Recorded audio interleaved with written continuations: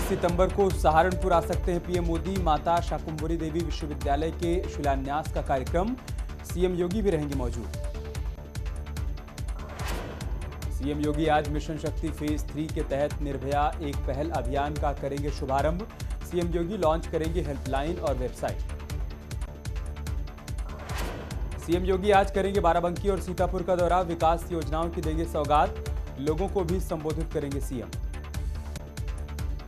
प्रियंका गांधी के यूपी दौरे पर बढ़ी कांग्रेस में हलचल, नवरात्रि के बाद जारी हो सकती है 50 प्रत्याशियों की लिस्ट।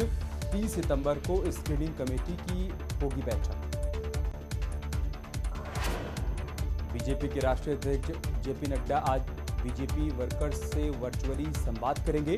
बीजेपी शक्ति केंद्र संयोजक और प्रभारियों को देंगे टिप्स। देहरादून के आईआरडीटी में सीएम प्रदेश अध्यक्ष भी रहेंगे मौजूद। सुल्तानपुर में समाजवादी पार्टी के विधायक इब्रार अहमद ने दिया विवादित बयान, कहा नहीं चाहिए ब्राह्मणों का वोट, वीडियो हुआ वायरल। महंत नरेंद्र गिरी की मौत मामले में तीनों आरोपियों से सीबीआई ने की कड़ी पूछताछ। आरोपियों को हरिद्वार और बाघंबरी मठ ले जा सकती है सीबीआई, आज भी जारी रहेगी पूछताछ। गोरखपुर में व्यापारी की संदिग्ध हालात में मौत के मामले में 6 पुलिसकर्मी सस्पेंड, 3 पर केस दर्ज। मृतक के परिजनों को 10 लाख रुपए की दी गई आर्थिक मदद। बुलंदशहर में पत्नी से उसका बच्चा छीनकर भाग रहे पति को परिजन और राहगीरों ने पकड़कर जमकर पीटा। पिटाई का वीडियो हो रहा है वायरल। कानपुर देहात के अकबरपुर में दिल्ली नेशनल हाईवे पर तेज रफ्तार बस अनियंत्रित होकर गड्ढे में पलटी। बस का ब्रेक फेल होना बताया जा रहा है हादसे की वजह। बस में सवार थे 15 यात्री। सहारनपुर के जहानपुर गांव में जमीन के विवाद को लेकर दबंगों ने एक परिवार पर हमला बोला। हमले में 2 महिलाओं सहित कई लोग गंभीर रूप से घायल। सहारनपुर में क्राइम ब्रांच और पुलिस की टीम ने वाहन चोर गिरोह का खुलासा करते हुए 4 वाहन चोरों को गिरफ्तार किया। पुलिस ने इनके कब्जे से अवैध हथियार और चोरी की 19 बाइक बरामद की। आजमगढ़ के बुला मोहल्ले में डायरिया का प्रकोप, एक साथ 80 लोग बीमार पड़े। 40 की हालत गंभीर, सभी को अस्पताल में भर्ती करवाया गया।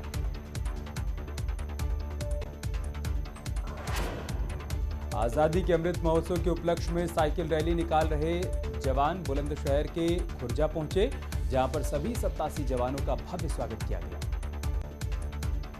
गाजियाबाद में नेशनल हाईवे 9 पर वेब सिटी के सामने चलती गाड़ी में लगी आग, हाईवे पर लगा जाम, कार सवार लोगों ने कूदकर बचाई जान।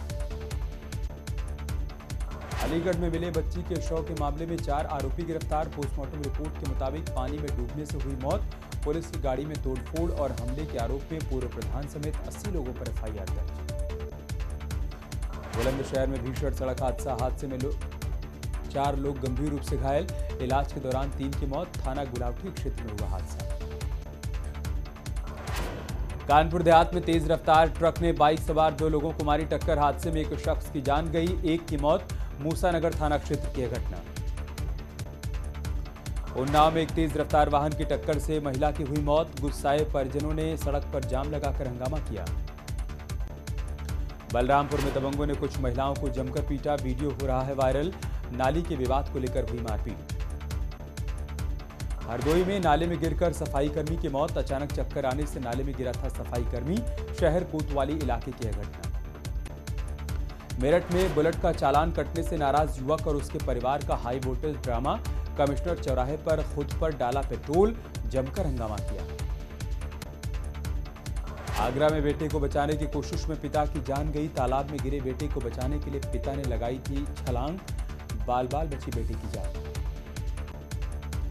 रायबरेली में भारी बारिश के बाद टापू में तब्दील हुए 3 गांव। लोगों को हो रही है परेशानी, प्रशासन नहीं ले रहा है सुध।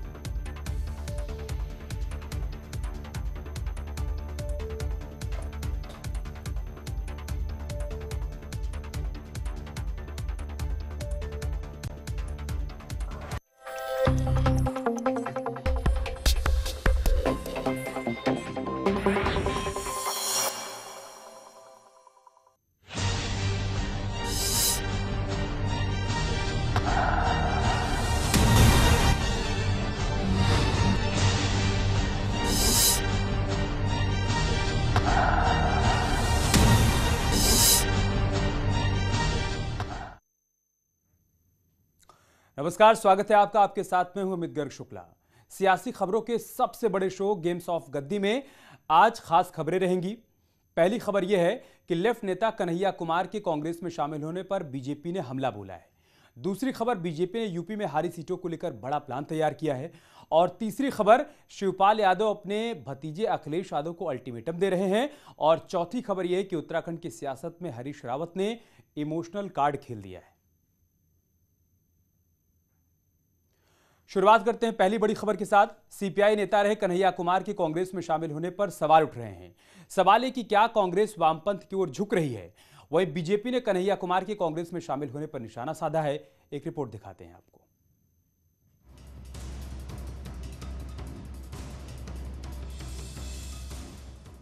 क्या कांग्रेस वामपंथ की ओर झुक रही है?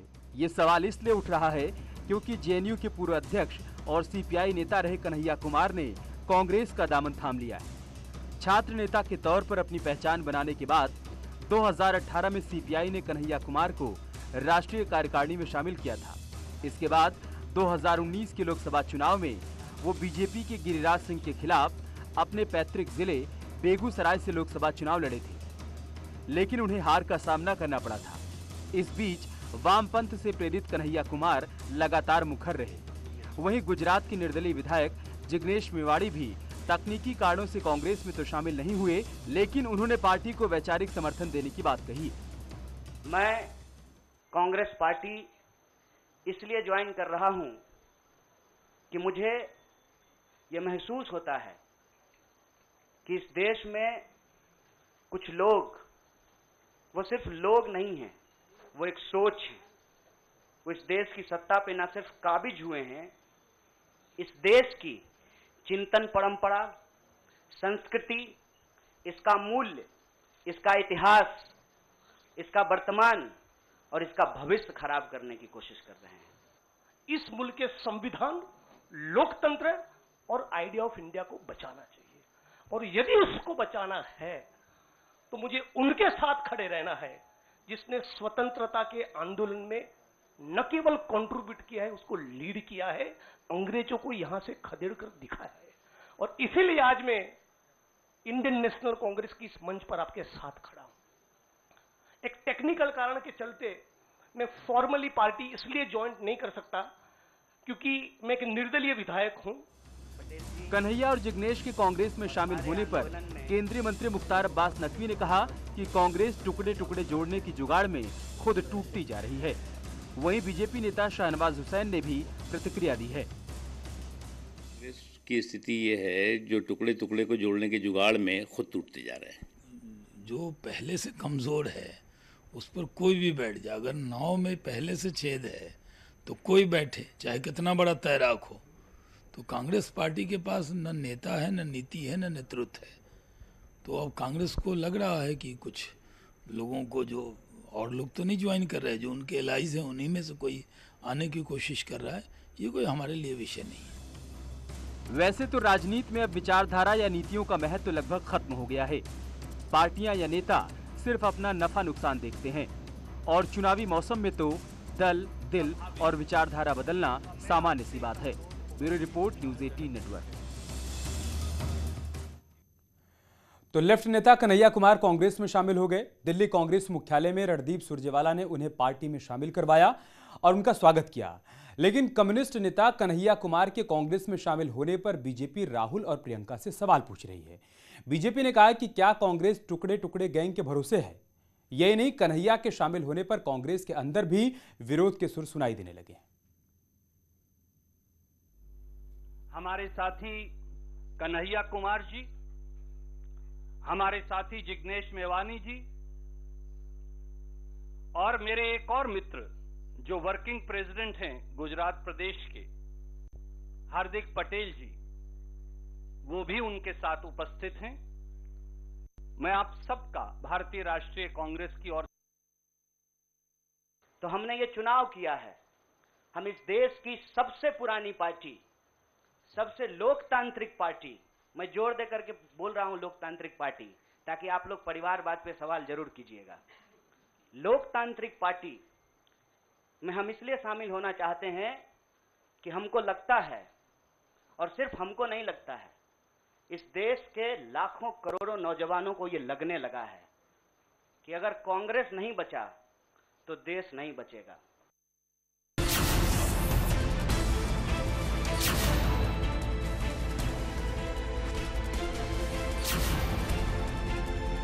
जो देश विरोधी नारे लगाए वो कांग्रेस को भाए, ये सवाल बीजेपी पूछ रही है। दरअसल लेफ्ट नेता कन्हैया कुमार के कांग्रेस में आने से बीजेपी हमलावर है। कांग्रेस पर हमला करते हुए बीजेपी ने कहा कि कांग्रेस देश के टुकड़े टुकड़े करने वाले गैंग के भरोसे है।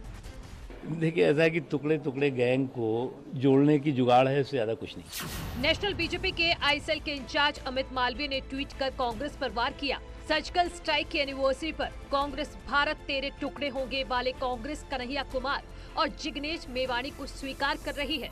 ये कोई संयोग नहीं है। भारत के टुकड़े करने वालों के साथ हाथ मिलाना कांग्रेस की आदत है। यही नहीं, कांग्रेस नेता मनीष तिवारी ने भी कन्हैया के शामिल होने पर तंज कसा है। कुछ कम्युनिस्ट नेताओं के कांग्रेस में आने की अटकलें चल रही हैं। ऐसे में 1973 में छपी कम्युनिस्ट इन कांग्रेस पढ़ी जानी चाहिए। चीजें जितनी बदलती हैं उतनी ही समान लगती हैं। मैं दोबारा पढ़ रहा हूँ। ये वही कन्हैया कुमार हैं जो 2016 में जेएनयू में कथित देश विरोधी नारे लगाकर विवादों में आए थे। कन्हैया कुमार के साथ गुजरात की राजनीति में दलित चेहरा और निर्दलीय विधायक जिग्नेश मेवानी ने भी कांग्रेस का दामन पकड़ लिया है। यूपी चुनाव में सियासी मशक्कत कर रही कांग्रेस को बिहार के लेफ्ट नेता का सहारा है, जिस पर यूपी बीजेपी का कहना है कि डूबती कांग्रेस को अफजल प्रेमी गैंग का ही सहारा है। जो भी देश के गद्दार हैं वो सब कांग्रेस के यार हैं। आज ये फिर सफल साबित हो रहा है नारा। जिस तरह से कांग्रेस पार्टी जेएनयू में भारत तेरे टुकड़ा होंगे इंशाअल्लाह ऐसे नारों पर समर्थन करने के लिए राहुल गांधी जी जेएनयू पहुंच गए थे, ये बात स्क्रिप्टेड समझ में आ रही थी कि ऐसे सभी लोगों का ठिकाना कांग्रेस पार्टी बनती है जो भारत विरोधी बातें करते हैं। वहीं कन्हैया कुमार के कांग्रेस में शामिल होने से समाजवादी पार्टी ने प्रतिक्रिया दी है।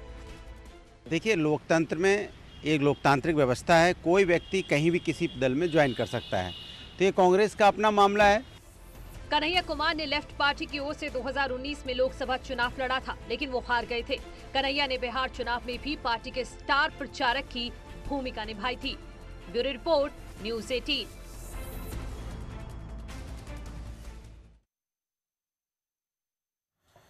मिशन 2022 को कंप्लीट करने के लिए बीजेपी कोई कोर कसर नहीं छोड़ना चाहती है। एक एक सीट को लेकर बीजेपी अपनी रणनीति तैयार कर रही है। ऐसे में बीजेपी ने यूपी की उन सीटों को अपने एजेंडे में शामिल किया है जिन पर पिछली बार उसकी हार हुई थी। इसके लिए